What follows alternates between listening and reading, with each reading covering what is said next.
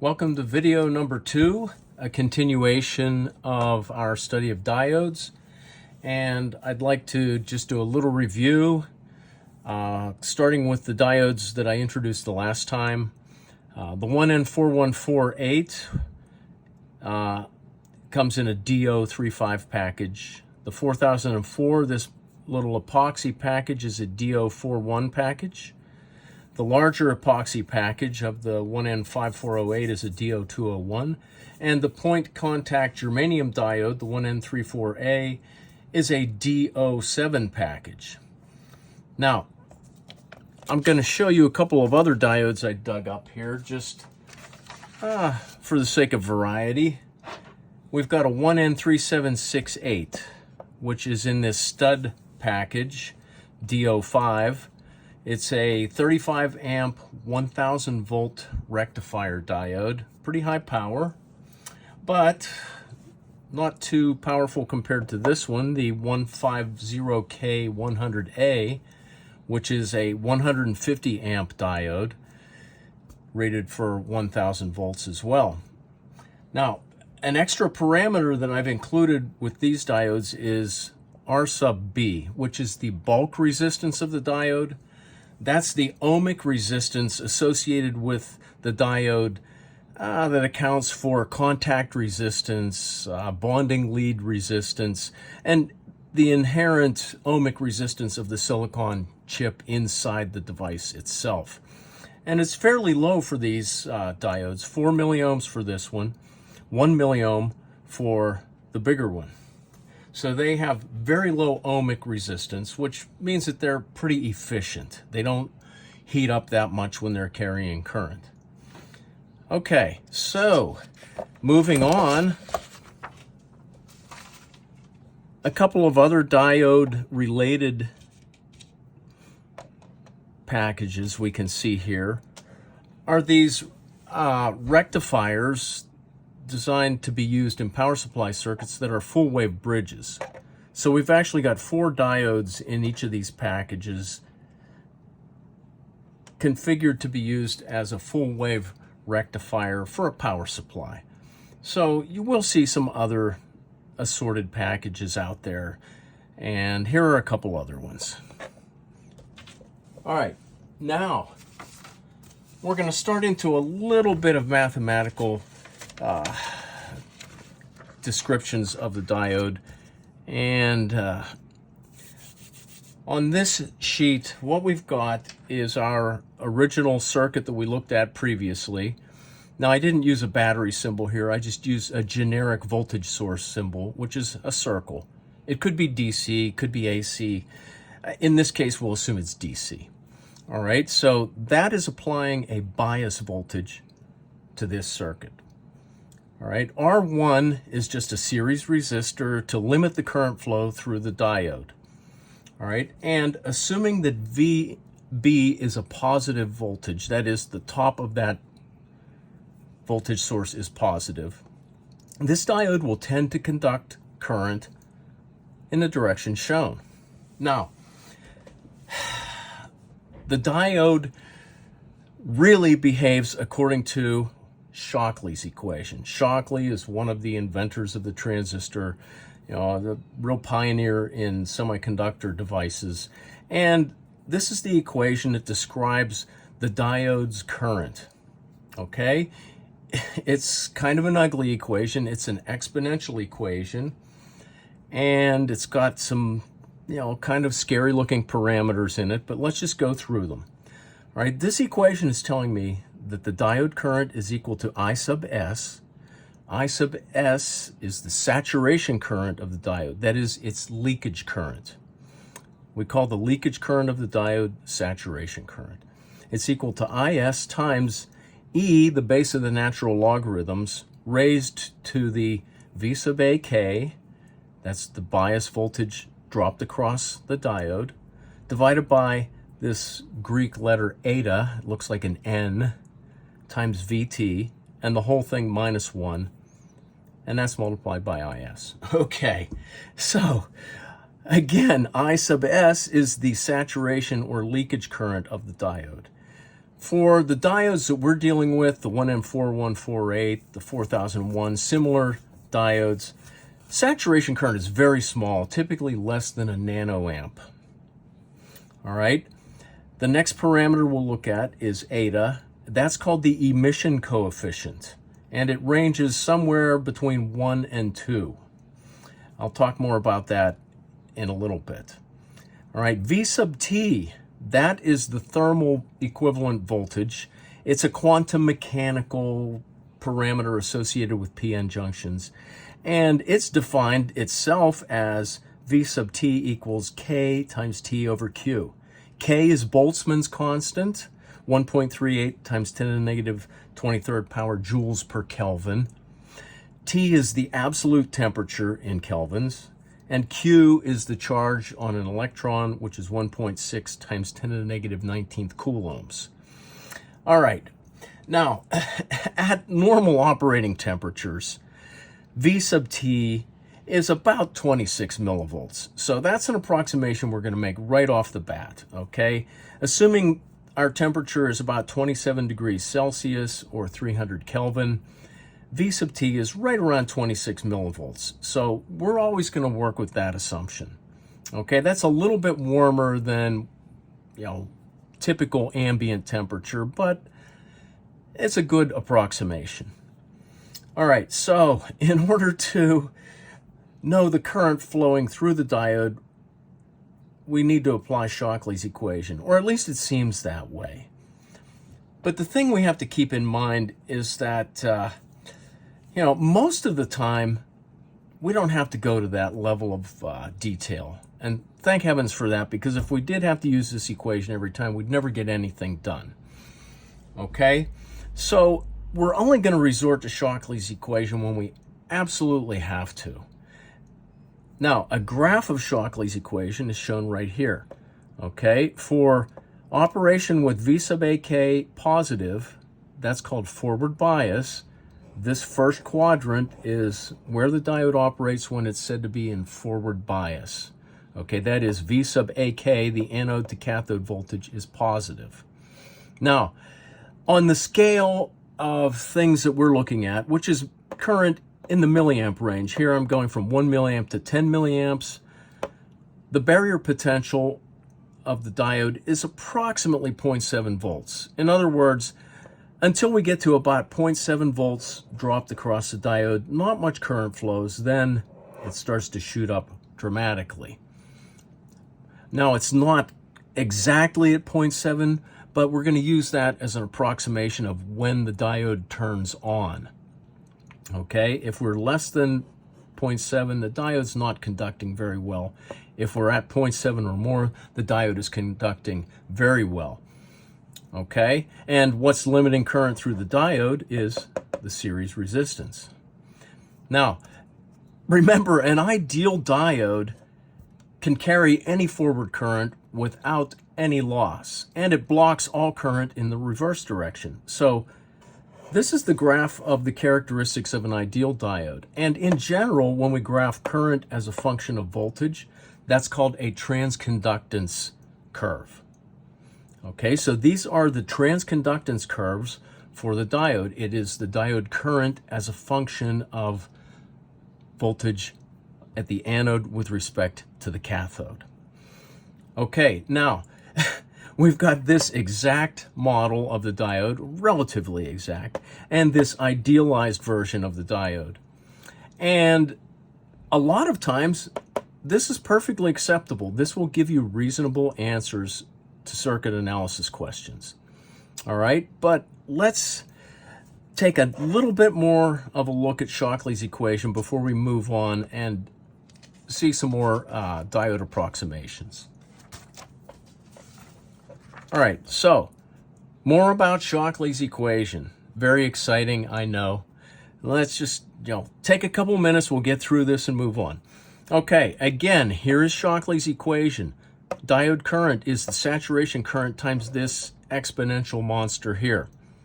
Now, it turns out most of the time we're going to be operating the diode at a very large current compared to I sub s. Remember, I sub s is typically less than a nanoamp.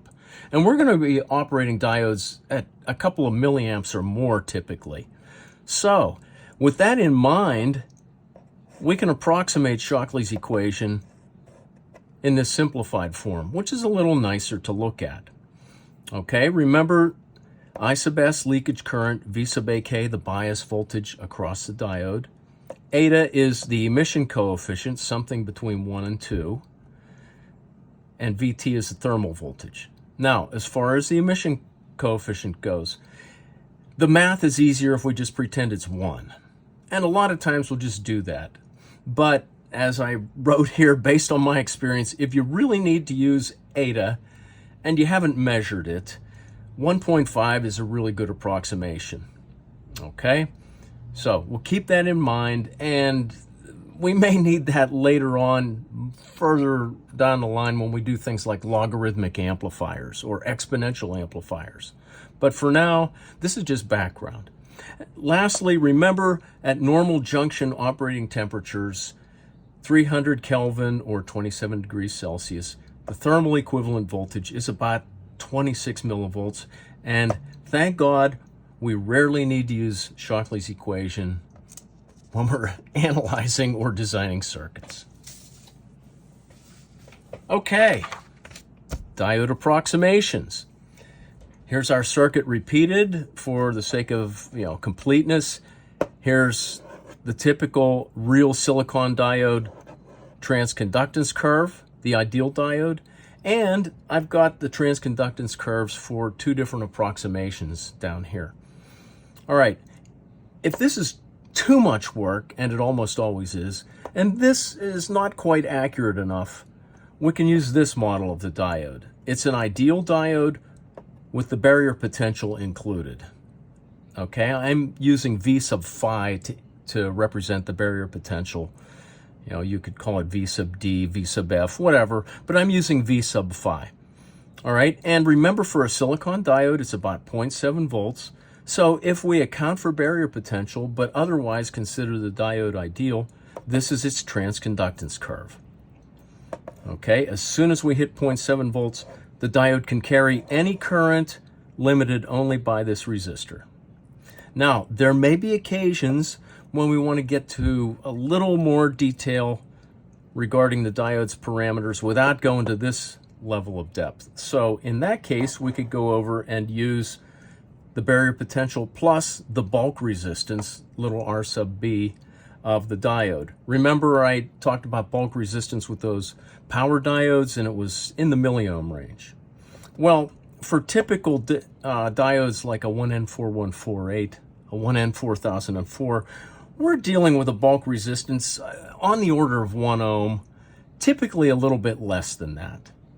So bulk resistance, that is the ohmic resistance of a diode, is typically pretty low, 1 ohm. And 99% of the time we can ignore that because the resistors in our circuit are in the hundreds or thousands of ohms. So that 1 ohm, it hardly accounts for any error at all. So we can normally just disregard this model and stick with the ideal diode and barrier potential. Okay, so this is the model that we're going to use almost all the time when we analyze or design circuits like distortion circuits or preamplifiers, wah-wahs, active filters, that kind of stuff. This is a good model to use, and we're going to be working with diodes in the milliamp range. Okay, and that brings me to another thing I'd like to mention, and that is operation of a diode at low forward current. Now, this curve that we looked at here with a barrier potential of 0.7, that's a good value of barrier potential to use when we're dealing with current in the milliamp or low milliamp range. But if we happen to be operating in the microamp range, remember the diode is still exponential way back here. It's just that the scale of current determines where this knee is. So if we're dealing with currents from, say, 1 microamp to 10 microamps, a more appropriate barrier potential to use would be something on the order of 0.5 to 0.6 volts. Okay? So that's just a little bit of a practical tip when you're using diodes or transistors for that matter, at really low currents, it's preferable to kind of use a lower barrier potential estimate. And we'll see this in some other circuits way down the line.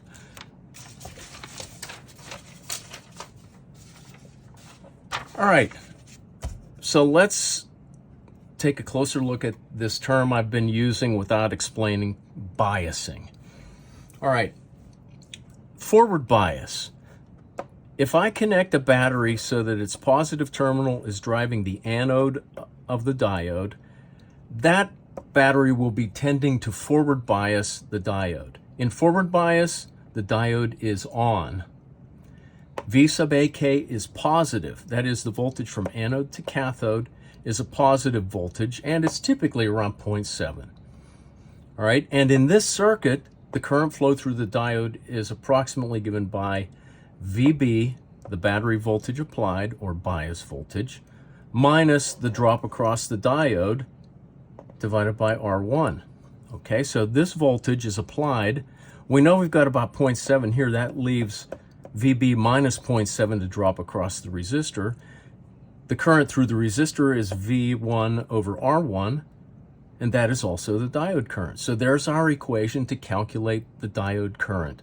V sub B, the bias voltage, minus the drop on the diode, divided by R1. Now, this is using the model of the diode that only accounts for barrier potential. Okay, we're not worrying about the bulk resistance of the diode because we'll assume it's very low compared to R1. All right, now reverse bias occurs if we flip this battery over, and now V sub B is a negative voltage. So we're reverse biasing the diode. We're actually trying to force current back this direction. So I sub D would be a negative number. It's against the direction of arrow that I've drawn here. But the diode is off when it's in reverse bias. V sub AK is a negative voltage, and in this circuit, it's equal to the bias voltage applied because there's no current flow, there's no drop on the resistor, so whatever voltage we have here must also be dropped over here. If that's negative 2 volts, this is negative 2 volts. So V sub AK is negative, the applied voltage is dropped across the diode, and the diode leakage current is negligible. That is, we're assuming that the saturation current is 0 milliamps. Okay, so the diode current is 0 milliamps. That's pretty close to the truth because remember, saturation current is like a nanoamp or less. So that's close enough to consider 0. All right, let's do a calculation to finish out this video.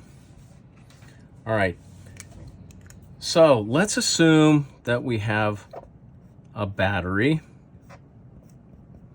and we're going to apply 5 volts to this circuit. Here's our resistor, and let's make it 1 k ohm. Here's our diode.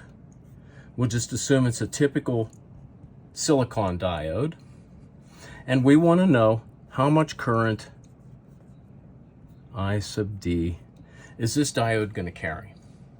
All right, so we got 5 volts, 1 k ohm.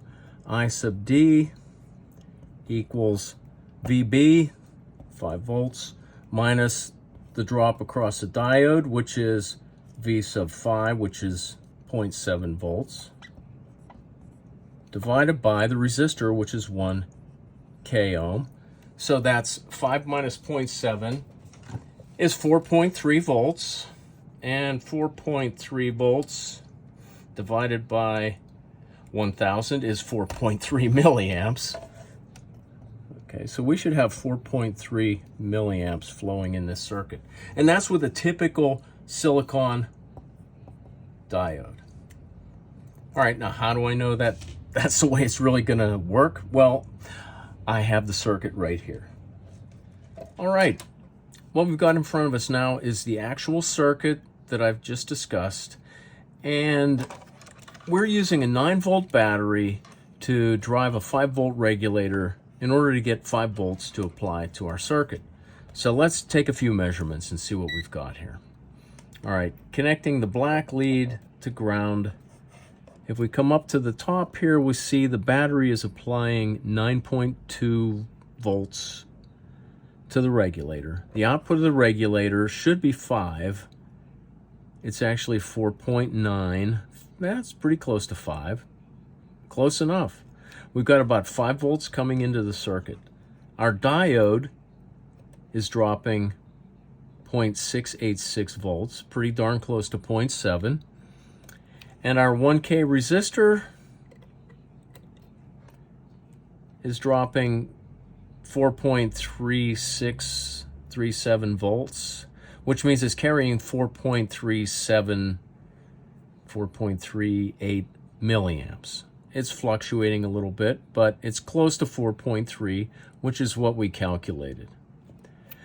Now, if I swap out the 1N4148 for a 1N4007, this is, let's see what we get there. All right, will it vary much? We're going to find out. Okay, so the 1N4007 in this same circuit has an anode to cathode voltage of 0.661, pretty close to 0.7. Our 1K resistor is dropping 4.25 volts, which means it's carrying 4.25 milliamps. So, well, there's our current, 4.25, pretty darn close to 4.3, which is what we calculated. So this is an illustration of how reasonably accurate those simple diode approximations are. And that concludes this video, and I'll see you next time.